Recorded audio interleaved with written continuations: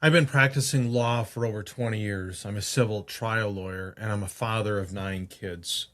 If you're wondering how someone with that kind of schedule manages to put out video content every single week, I'm going to walk you through exactly how, because the answer might surprise you a little bit. I have a friend, she's semi retired, I think in her 60s. Her children are grown and out of the house. She has more free time than almost anyone I know. And she's told me more than once how surprised she is that I get so much video content out while given how busy I am. Meanwhile, she's got all the time in the world and isn't producing anything close to it. There's a principle for this. It's called Parkinson's Law. Work expands to fill the time available for it. And I think that's exactly what's happening, to be honest. When I know I've only got an hour to record videos, not an afternoon, that deadline is what actually motivates me to sit down and get it done. If I had unlimited time, I think I'd actually be less efficient, less productive, not more. So let's talk about what this actually costs me in real time, because I think people assume it's hours and hours, and it's not really. At least it isn't now. It was at one time, but it isn't now. For my short search optimized videos, the 3 to 5 minute ones, my process is pretty tight. My staff runs the script through a prompt I've built and refined, cleans it up, and hands it to me.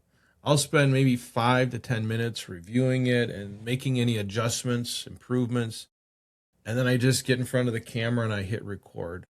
I very rarely need to make more than one tape. All in all, that's about 15 to 20 minutes of my actual time per video. Now, for longer, more involved videos, let's say a 20-minute video on a specific topic that needs real research, that's a little different story. I'm more hands-on with the script and the research for those. So I'll spend an hour or two prepping, maybe more, and then another 30 minutes or so to set up and record it. Even then, because I use a teleprompter most of the time for those videos, and I've been doing this long enough, I can usually get it done in one sitting. If any of this is useful to you, please go ahead and hit subscribe and follow the channel, because I break down exactly how I've built these systems in a lot more detail. Here's what makes all of this possible. It's not that I'm some kind of production wizard. It's that I built a system that removes almost all of the friction, as well as any unnecessary time that I have to spend doing it. So the scripts for most of my videos now come from a prompt, an AI prompt that I've refined and developed over time. My staff will run it and then cleans it up before it reaches me, and then I review it. I read it off a teleprompter, which is why I so rarely need multiple takes. There just isn't much room for mistakes when the words have already been prepared in advance. It keeps your videos nice and tight and always on point. Now, as for my actual schedule, I batch record. I've got a corner in my main office set up with a little studio. It has the background I want, the bookshelf, the diplomas on the wall, everything kind of dialed in for those videos. So right now I'm recording usually once a week, sometimes once every 2 to 3 weeks for longer videos, and I'll knock out 4 to 6 videos in about an hour to an hour and a half in one sitting.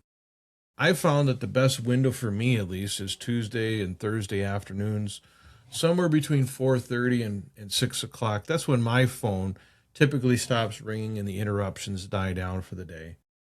I don't have a great place to record at home, and I want the same consistent background every time anyway. So I'll use that late afternoon window at the office before I head home for the day. So if you're telling yourself you don't have time to do video for your business, I'd push back on that a little. I don't think the issue is time. I think the issue is not having a system that respects the limited time that you have. So maybe give yourself a smaller block, not a bigger one. Make sure you build a repeatable process around it. And you might find, like I did, that the constraint is actually what makes you consistent. Now, once you've got the recording part figured out, the next question is what to do about editing. Because I think most people massively overcomplicate that part too. That's exactly what I'm covering next in the next video. So please stay subscribed and catch that video.